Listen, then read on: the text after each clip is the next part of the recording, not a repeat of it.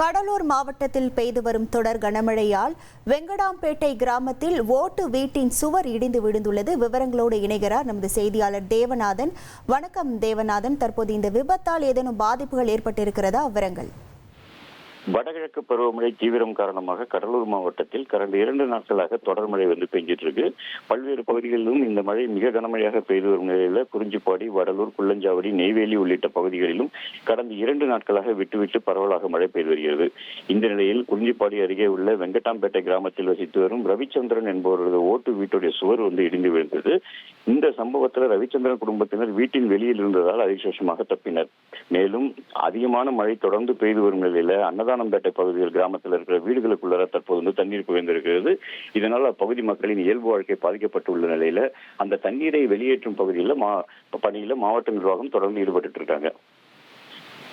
உங்கள் விவரங்களுக்கு நன்றி தேவநாதன்.